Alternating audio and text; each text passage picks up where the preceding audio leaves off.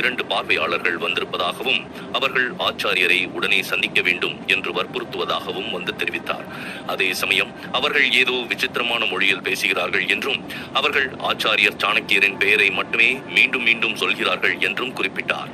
அதை கேட்டவுடன் ஆச்சாரியர், சம்புநாதர் மற்றும் வியாபாரி மோகனதாசர் 3 பேரும் அந்த பார்வையாளர்களை சந்திப்பதற்காக அரண்மனையின் பிரதான வாயிலை அடைந்தனர்.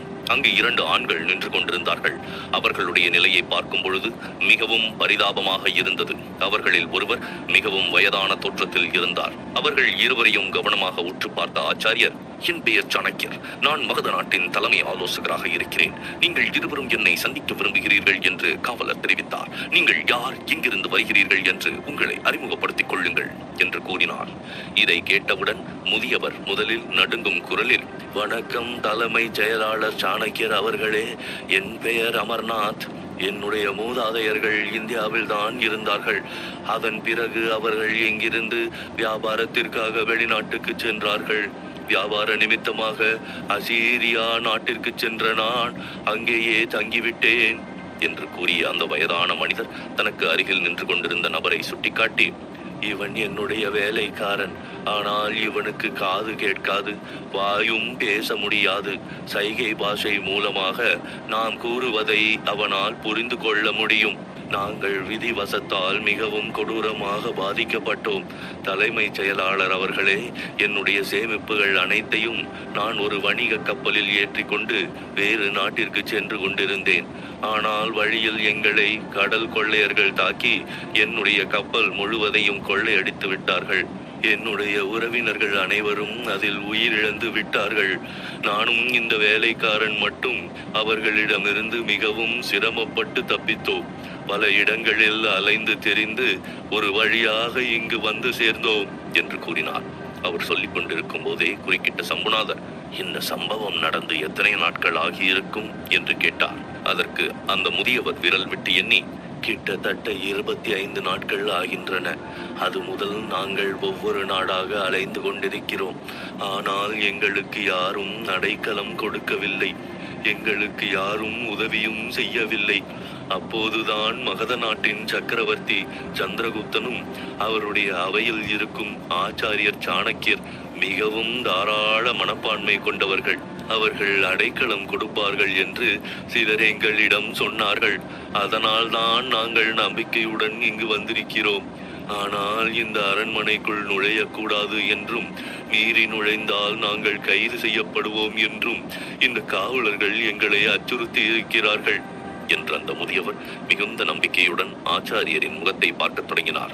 உடனே ஆச்சாரியர் அந்த முதியவரின் அருகில் வந்து தனிந்த குரலில், உங்களுக்கு ஏற்பட்ட அசம்பாவித சம்பவத்தை நினைத்து எனக்கு மிகவும் வருத்தமாக இருக்கிறது.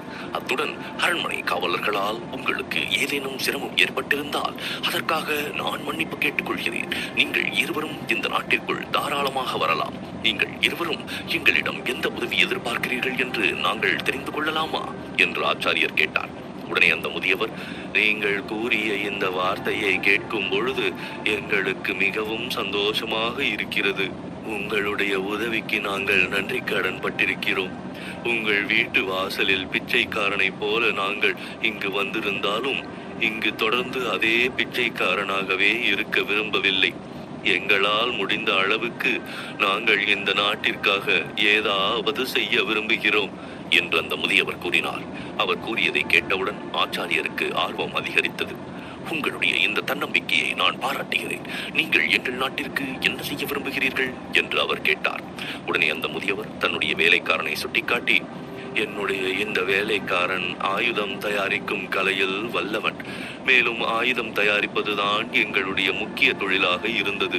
நாங்கள் மிகவும் வலிமையான கொடூர ஆயுதங்களை தயாரித்து வெவ்வேறு நாடுகளுக்கு ஏற்றுமதி செய்து கொண்டிருந்தோம். எங்களுடைய ஆயுதங்களை பற்றி கேள்விப்பட்ட தொலைதூர நாடுகள் கூட எங்களிடம் ஆயுதங்கள் வாங்க மிகவும் ஆர்வமாக இருந்தார்கள். எங்களுடைய ஆயுதங்களுக்கு அந்த அளவு வெளிநாடுகளில் தேவை இருந்தது. எங்களுடைய திறமையை நாங்கள் வெளிப்படுத்த எங்களுக்கு ஒரு வாய்ப்பு தருமாறு நான் கேட்டுக்கொள்கிறேன் என்று முதியவர் கூறினார். உடனே ஆச்சாரியர் தனக்கு அருகில் இருந்த வியாபாரி மோகனதாசரை திரும்பி பார்த்தார். அவர் முகத்தில் இன்ப அதிர்ச்சி தெரிந்தது. அவர் உடனே அந்த முதியவரை பார்த்து, இரும்பு தாதுவை பயன்படுத்தி ஆயுதங்களை தயாரிக்க முடியுமா என்று கேட்டார். மோகனதாசரின் கேள்வியில் முதியவர் சிறிது நேரம் சிந்திக்கத் தொடங்கினார். பின்னர் தன்னுடைய வேலைக்காரனை பார்த்து ஏதோ சைகை செய்தார்.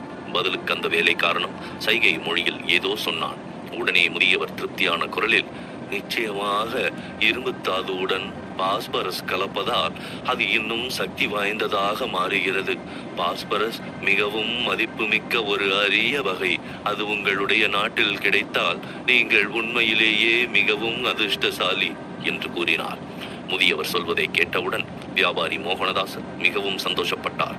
அது அவருடைய முகத்தில் அப்பட்டமாக தெரிந்தது. ஆச்சாரியர் மற்றும் மோகனதாசரின் முகத்தில் லேசான புன்னகை தோன்றியது. ஆனால் ஏன் என்று தெரியவில்லை, சம்புநாதரின் மனதில் மட்டும் அந்த இருவரையும் பார்த்தது முதல் ஏதோ ஒரு சந்தேகம் இருந்து கொண்டே இருந்தது. அவர் அந்த முதியவரையும் வேலைக்காரனையும் மிகவும் கவனமாக உற்று நோக்கி கொண்டிருந்தார். அந்த முதியவரை பார்த்து, நீங்கள் காவலர்களிடம் கிரேக்க நாட்டை பற்றி திரும்ப திரும்ப கூறியிருக்கிறீர்கள். அசீரியாவில் இருந்து உங்கள் செல்வங்களை எடுத்துக்கொண்டு வேறு நாட்டிற்கு செல்ல விரும்புவதாகவும் நீங்கள் எங்களிடம் சொன்னீர்கள். இதற்கு காரணம் என்ன என்று சம்புநாதர் கேட்டார். சம்புநாதரின் இந்த கேள்வியால் முதியவரின் முகத்தில் வேதனையான வெளிப்பாடு தோன்றியது.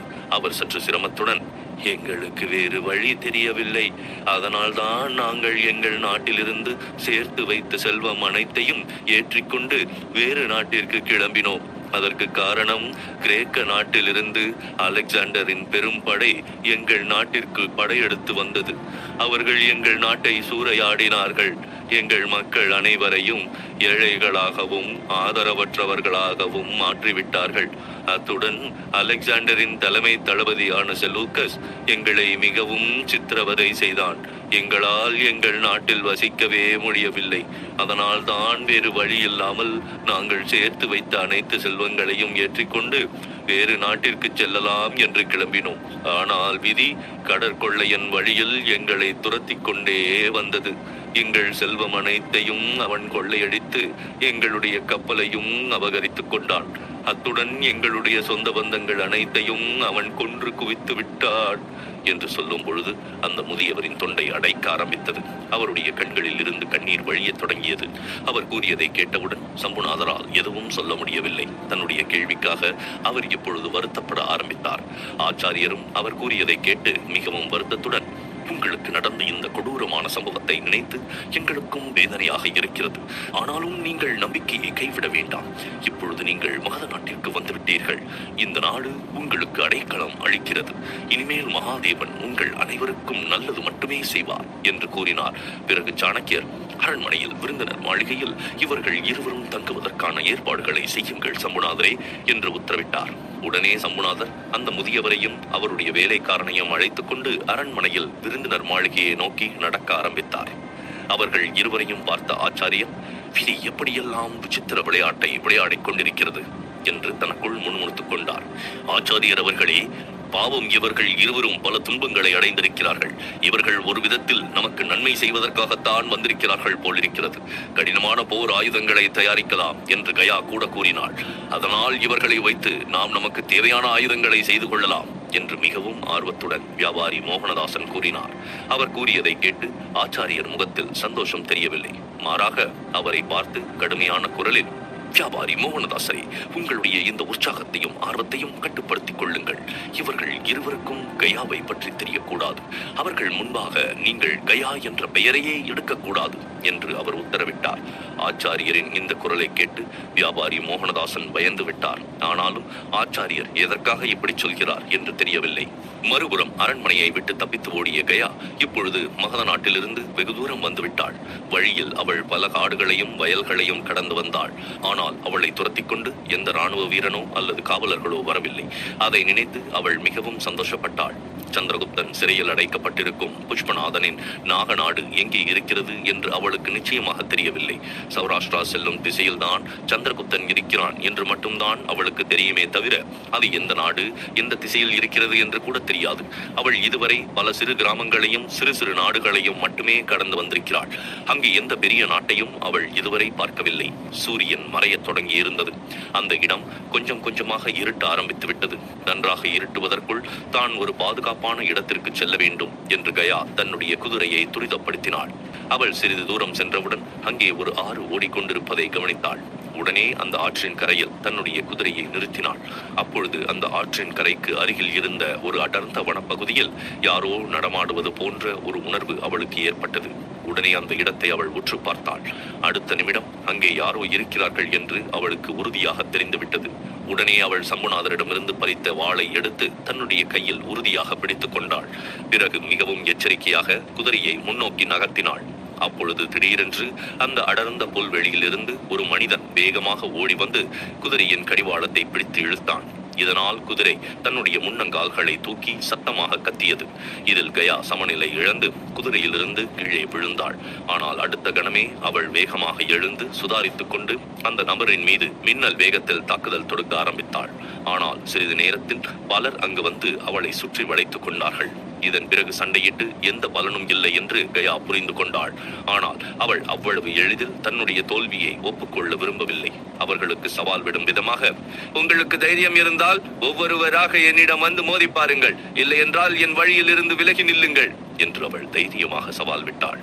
அவளுடைய இந்த சவாலை கேட்டவுடன் அனைவரும் திடீரென்று அவளை உற்று பார்க்க ஆரம்பித்தார்கள். கயா தன்னுடைய வாளை மேலே உயர்த்தி அவர்கள் அனைவரையும் முறைத்து பார்த்தாள். அப்பொழுது ஒரு மனிதன் வேகமாக வந்து அவளை தாக்க முயற்சி செய்தார். கயாவும் அந்த நபரை தாக்க ஆரம்பித்தாள். ஆனால் ஒரு நிமிடத்தில் அந்த நபர் கயா தாக்குதலை முறியடித்து விட்டார். ஆனாலும் சமாளித்துக் கொண்ட கயா மீண்டும் எழுந்து தாக்குதலை தடுக்க ஆரம்பித்தாள். உடனே அந்த நபர், போதும் கயா, நிறுத்து என்று கூறினார்.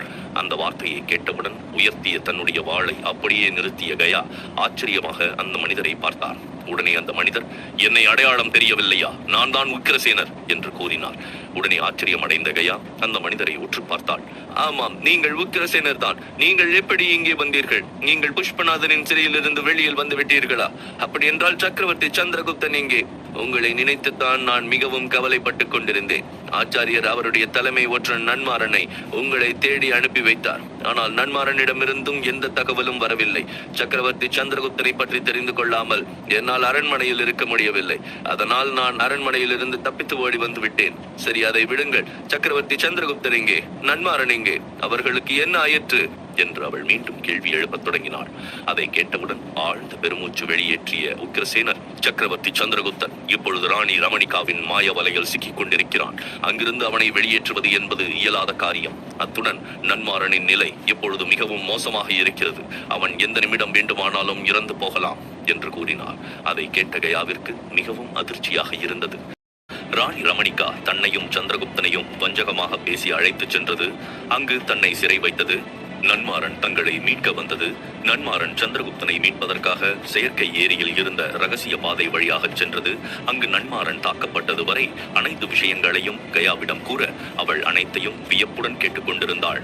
நன்மாறன் அந்த ஏரியில் குதித்தான். நான் அங்கே தோட்டத்தில் ஒளிந்து கொண்டு அவனுடைய வருகைக்காக காத்திருந்தேன். ஆனால் சிறிது நேரத்தில் ஏரியில் இருந்த தண்ணீர் கொஞ்சம் கொஞ்சமாக சிவக்க ஆரம்பித்தது. எனக்கு ஏதோ சந்தேகம் வந்தது. உடனே நானும் அந்த ஏரியில் குதித்தேன். அங்கே மன்னர் புஷ்பநாதனின் வேசிகள் நன்மாறனை கொல்ல முயற்சி செய்து கொண்டிருப்பதை பார்த்தேன். உடனே நான் அவர்களை தாக்கி அவர்களிடமிருந்து நன்மாறனை விடுவித்தேன்.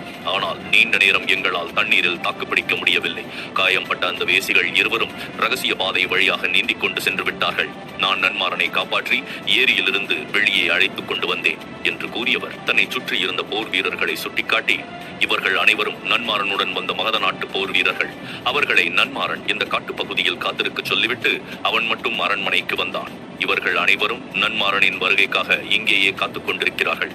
திடீரென்று நீ இங்கு வந்ததால் உன்னை தங்களுடைய எதிரி என்று நினைத்து தாக்க இருந்தனர். நல்ல வேளை நான் வந்து உன்னை அடையாளம் கண்டுகொண்டேன் என்று உக்கிரசேனர் கூறினார். சரி, இப்பொழுது நன்மாறன் எங்கே என்று கயா கேட்டாள். நான் அவனை அழைத்துக் கொண்டு சிறிது நேரத்திற்கு முன்புதான் இங்கு வந்து சேர்ந்தேன். வா, அவனை காட்டுகிறேன் என்று கூறிய உக்கிரசேனர் கயாவை அழைத்துக் கொண்டு அந்த காட்டுப்பகுதியில் இருந்த மலையை நோக்கி சென்றார். அங்கு இருந்த பெரிய பாறைகளுக்கு நடுவில் ஒரு மறைவான இடத்தில் சுய நினைவில்லாமல் இருந்த நன்மாறனை கயாவிடம் காட்டினார். கையில் இருந்த தீப்பந்தத்தால் அந்த இடத்தில் கிடந்த நன்மாறனின் நிலையை பார்த்த கயா அதிர்ந்து போனாள். அவன் உடல் முழுவதும் ஆழமான காயங்கள் இருந்தன. அவற்றிலிருந்து இன்னும் ரத்தம் கசிந்து கொண்டிருந்தது. அவனை அந்த நிலையில் பார்த்த கயா, நீங்கள் இவருக்கு எந்த சிகிச்சையும் செய்யவில்லையா என்று கேட்டாள். நம்முடைய போர் வீரர்களிடம் இருக்கும் முதலுதவி மருந்துகளை இவனுக்கு கொடுத்தேன். காயங்களில் சிறிது கழும்புகளை தடவினேன். ஆனால் எந்த பலனும் இல்லை என்று அவர் மிகவும் கவலையான குரலில் கூறினார். உடனே கயா, அந்த மருந்துகளை என்னிடம் காட்டுங்கள் என்று கூறிவிட்டு உடனே கீழே படுத்திருந்த நன்மாறனின் நாடி துடிப்பை பரிசோதிக்க ஆரம்பித்தாள். அதற்குள் உக்கிரசேனரின் கட்டளைப்படி ஒரு சிப்பாய் அனைத்து மருந்துகளையும் கொண்டு வந்து கயாவின் முன்னால் வைத்தார். தீப்பந்தத்தின் வெளிச்சத்தில் அந்த மருந்துகளை கவனித்த கயா தன்னிடம் மருந்து கொண்டு வந்த சிப்பாயை பார்த்து, நான் சொல்லும் மூலிகைகளையும் காட்டுப்பூக்களையும் உடனே பறித்து வாருங்கள். இந்த இடத்தில் சிறிது தீ மூட்டுங்கள். நான் உடனே கஷாயமும் களிம்பும் தயாரிக்க வேண்டும் என்று கூறினாள். உடனே உக்கிரசேனரின் கட்டளைப்படி அந்த இடத்தில் இன்னொரு சிப்பாய் தீ மூட்டினார். கயா என்ன செய்ய போகிறாள் என்று ஆச்சரியத்துடன் உக்கிரசேனர் பார்த்து கொண்டிருந்தார். 2 பாத்திரங்களை எடுத்த கயா இரண்டிலும் வெவ்வேறு மருந்துகளை கலக்கினாள். அதற்குள் அவள் கூறிய மூலிகைகள் மற்றும் காட்டுப்பூக்களை எடுத்துக்கொண்டு சிப்பாய் வந்திருந்தார். அதையும் எடுத்து அந்த பாத்திரங்களில் போட்டு தண்ணீரை விட்டவள் ஒன்றை களிம்பாகவும் இன்னொன்றில் கஷாயமும் காய்ச்சினாள். அந்த களிம்பை எடுத்து உக்கிரசேனரிடம் கொடுத்த கயா, இந்த களிம்பை காயம்பட்ட இடத்தில் தடவி அதன் மீது காட்டு இலைகளை ஒட்டி வையுங்கள். அத்துடன் 2 மணி நேரத்திற்கு ஒரு முறை 2 குவளை கசாயம் கொடுக்க வேண்டும் என்று கூறி கசாயத்தையும் அவரிடம் கொடுக்கும் பொழுது கண்களை மூடி, கடவுளே, உன் அருளால் இவர் விரைவில் குணமடைய வேண்டும் என்று மனதுக்குள் பிரார்த்தனை செய்து கொண்டாள். கயா அறிவுறுத்தியபடி அங்கிருந்த சிப்பாய் நன்மாறனுக்கு களிம்பை தடவ ஆரம்பித்தார். இது அனைத்தையும் ஆச்சரியத்துடன் உக்கிரசேனர் பார்த்துக் கொண்டிருந்தார். மறுபுறம் மகத நாட்டின் அரண்மனையில் இருந்த விருந்தினர் மாளிகையில் அடைக்கலம் தேடி வந்த அந்த முதியவரும் அவருடைய வேலைக்காரனுக்கும் தங்குவதற்கான அனைத்து ஏற்பாடுகளும் செய்யப்பட்டன. பணியாளர்கள் உணவு கொண்டு வந்து பரிமாறிவிட்டு அந்த அறையிலிருந்து கிளம்பியவுடன் அந்த பெரியவர் தன்னுடைய வேலைக்காரனை பார்த்து, பார்த்தீர்களா தளபதி செலூக்கஸ், ஆச்சாரியர் சாணக்கியர் உங்களை இந்த மகத அரண்மனைக்கு வரவழைத்து உபசரித்துக் கொண்டிருக்கிறார் என்று சொல்லிவிட்டு சிரித்தார். ஆம், அந்த முதியவர் ஆமாத்தியர். அவருடன் வந்த வேலைக்காரன் செலூக்கஸ். அவர்கள் இருவரும் தான் தங்களுடைய அடையாளத்தை மறைத்துக் கொண்டு மாறு வேடத்தில் அரண்மனைக்குள் வந்திருந்தார்கள். அதிலும் குறிப்பாக ஆமாத்தியரை அடையாளம் காண்பது கிட்டத்தட்ட சாத்தியமற்றது. உருவத்தில் மட்டும் இல்லை, குரலையும் கூட அவர் முற்றிலுமாக மாற்றிக்கொண்டு ஒரு ஆதரவற்ற முதியவரை போல காட்சி அளித்தார். நிச்சயமாக நீங்கள் பாராட்டுக்குரிய வேலையை தான் செய்திருக்கிறீர்கள் ஆமாத்தியரே. ஆனால் இது மட்டும் என்னுடைய குறிக்கோள் அல்ல. நாம் இப்பொழுது என்னுடைய மகள் ஹெலனாவை கண்டுபிடிக்க வேண்டும் என்று செலூக்கஸ் ரகசிய குரலில் கூறினான். கண்டிப்பாக உங்களுடைய நோக்கம் நிறைவேறும் தளபதி செலூக்கஸ்.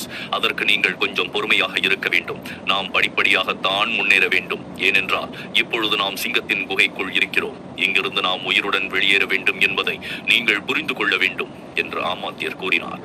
அவர் கூறியதை கேட்டு கோபமான செலூக்கஸ் கடுமையான குரலில், இப்பொழுது என் உயிரை பற்றி எனக்கு கவலை இல்லை ஆமாத்தியரே. என்னுடைய மகளுக்கு எதுவும் ஆகக்கூடாது. அதனால் நாம் உடனே அவளை தேடும் வேலையில் இறங்க வேண்டும். அந்த பொல்லாத சாணக்கியன் அவளை எந்த சிறைக்குள் அடைத்திருக்கிறான் என்று தெரியவில்லை என்று கூறினார். ஆமாத்தியர் சிறிது யோசித்துவிட்டு, இந்த அரண்மனை முழுக்க என்னுடைய மேற்பார்வையில் தான் கட்டப்பட்டது. இங்கிருக்கும் ரகசிய அறைகள் எந்த பாதை வழியாக சென்றால் பாதாள அறைகளுக்கு செல்லலாம் என்ற அனைத்தும் எனக்கு அத்துப்படி. முக்கியமாக இந்த விருந்தினர் மாளிகைக்கு பின்னால் தோட்டப்பகுதியில் இருக்கும் ஒரு ரகசிய பாதை வழியாக அரண்மனைக்குள் செல்லலாம். அந்த பாதை அந்த சாணக்கியனால் மூடப்படவில்லை என்றால் நிச்சயம் நம்மால் ஹெலனாவை எளிதில் கண்டுபிடிக்க முடியும் என்று கூறினார். ஆமாத்தியர் கூறியதை கேட்டவுடன் செலூக்கஸ் உற்சாகமான குரலில், அப்படியா, உடனே அந்த வழியை கண்டுபிடிக்கலாமா? அங்கு நீங்கள் மட்டும் தனியாக செல்ல வேண்டாம், நானும் உங்களுடன் வருகிறேன் என்று கூறினார். அப்படியானால் நீங்கள் என்னை நம்பவில்லையா? அதனால் தான் என்னுடன் வர விரும்புகிறீர்களா என்று கேட்டார். இல்லை, அப்படி கிடையாது. இந்த அரண்மனைக்குள் உன்னை எங்கும் நான் தனியாக செல்ல விட மாட்டேன். எப்பொழுதும் நான் உன்னுடனேயே இருப்பேன் என்று முரட்டுத்தனமான குரலில் பதிலளித்தான். செலூக்கஸ் கூறியதை கேட்டு ஒரு ஆழ்ந்த பெருமூச்சு வெளியேற்றிய ஆமாத்தியர், சரி, அப்படியானால் உங்கள் விருப்பம் போல செய்யுங்கள். கொஞ்சம் இருட்டட்டும், அதன் பிறகு நாம் இங்கிருந்து வெளியேறலாம். முதலில் நாம் சாப்பிடுவோம் என்று ஆமாத்தியர் கூறினார். உடனே செலூக்கஸ், நீங்கள் என்ன வேண்டுமானாலும் சாப்பிடுங்கள், எனக்கு பசியே இல்லை. என்னுடைய அன்பு மகள் ஹெலனாவை பார்க்கும் வரை என் தொண்டைக்குள் ஒரு துளி தண்ணீர் கூட இறங்காது என்று உரத்த குரலில் கூறினான். உடனே ஆமாத்தியர் அவனுடைய வாயில் விரலை வைத்து மூடி, தளபதி செலூக்கஸ், நீங்கள் மிகவும் அற்புதமான வேலையை செய்து கொண்டிருக்கிறீர்கள். நீங்கள் செவிடன், ஊமை என்று நான் சொல்லி இங்கே அழைத்து வந்திருக்கிறேன். இப்பொழுது உங்களுடைய குரல் இந்த அறைக்கு வெளியே தாண்டி ஒலித்துக் கொண்டிருக்கிறது. இது மட்டும் சாணக்கியனுக்கு தெரிந்தால் அவ்வளவுதான், இங்கேயே நம்மை கொன்று புதைத்து விடுவான் என்று கூறினார். உடனே செலூக்கஸும் தன்னுடைய தவறை உணர்ந்து கொண்டான். ஆமாத்தியர் செலூக்கஸுக்கு விளக்கம் அளிக்கும் விதமாக, இந்த உணவை நாம் சாப்பிட்டே ஆக வேண்டும். ஏனென்றால் பல நாட்கள் பசியும் தாகமும் பட்னியுமாக மிகவும் மோசமான நிலையில் இங்கு வந்திருக்கிறோம் என்று நாம் கூறியிருக்கிறோம். அப்படி இருக்கும்போது நாம் இப்போது சாப்பிடவில்லை என்றால் அந்த தந்திரக்காரன் சாணக்கியனுக்கு நம் மீது சந்தேகம் வந்துவிடும். அது மட்டுமல்லாமல் அவன் எளிதில் நம்மை இந்த அரண்மனைக்குள் நுழைய அனுமதித்து விட்டான் என்று அவனை பற்றி நீங்கள் தவறாக எடை போட்டு விட வேண்டாம். அவன் எந்த அளவு சூட்சமக்காரன் என்று எனக்கு தெரியும். நம்முடைய ஒவ்வொரு அசைவையும் அவன் கண்காணித்துக் கொண்டுதான் இருப்பான் என்று கூறினார். ஆமாத்தியர் கூறியதை கேட்டவுடன் செலூக்கஸுக்கு தூக்கி வாரி போட்டது. ஆனாலும் ஆமாத்தியரின் மீது அவனுக்கு நம்பிக்கை இருந்தது. எப்படியும் ஆமாத்தியர் மூலம் தன்னுடைய மகள் ஹெலனாவை மீட்டு விடலாம் என்று முழுமையாக நம்பினான். அதற்கு ஏற்றாற்போல் ஆமாத்தியரின் முகம் கடுமையாக மாறியது. இந்த அரண்மனைக்குள் தான் அனைத்து அதிகாரங்களுடன் வாழ்ந்த நாட்களை அவர் நினைத்து பார்த்தார். அந்த ஆச்சாரியர் சாணக்கியரால் தான் அனைத்தும் பாழாய் போனது. ஆனாலும் விதி அவருக்கு மேலும் இன்னொரு வாய்ப்பை கொடுத்திருக்கிறது. அவர் மீண்டும் இந்த அரண்மனைக்குள் தன்னுடைய பழைய அதிகாரத்துடன் வலம் வரலாம். நிச்சயமாக தான் இந்த வாய்ப்பை பயன்படுத்திக் கொள்ள வேண்டும் என்று அவர் நினைத்துக் கொண்டார். சூரியன் மறைந்து இரவு மெல்ல மெல்ல பூமியை தழுவி கொண்டிருந்தது. சந்திரகுப்தன் கண்களை மூடி படுக்கையில் படுத்திருந்தான். ஆனால் அவன் தூங்கவில்லை. அவனுடைய உதடுகள் எதையோ முணுமுணுத்துக் கொண்டிருந்தன. அப்பொழுது திடீரென்று ஏதோ சத்தம் கேட்டது. உடனே அவன் கண்களை திறந்து பார்த்தான். அவனுக்கு முன்னால் ராணி ரமணிகா தான் நின்று கொண்டிருந்தாள். அவனை பார்த்தவுடன் அவள் ஒரு மயக்கும் புன்னகை சிந்தினாள். உடனே பரபரப்பாக எழுந்த சந்திரகுப்தன், ஓ ராணி ரமணிகா, நீங்களா? உங்களுக்காக நான் நீண்ட நேரமாக காத்துக் கொண்டிருக்கிறேன் என்று கூறினான். அவன் கூறியதை கேட்டவுடன் ரமணிகா, அப்படியா, ஏன் என்று கேட்டாள். சந்திரகுப்தனுக்கு உடனே என்ன சொல்வது என்று தெரியவில்லை. சிறிது தயங்கியவன், ஏனென்றால் நான் உங்களை பார்க்க விரும்பினேன் என்று கூறினான். ஓஹோ, என்னை பார்க்க விரும்புகிறீர்களா? சரி, அப்படி என்றால் பாருங்கள்.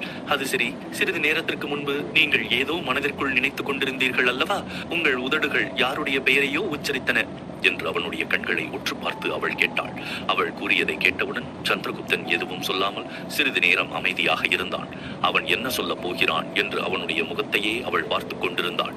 சந்திரகுப்தன் சற்றே தயக்கத்துடன், அது வந்து நான் உங்கள் பெயரைத்தான் சொல்லி முணுமுணுத்துக் கொண்டிருந்தேன் என்று கூறினான்.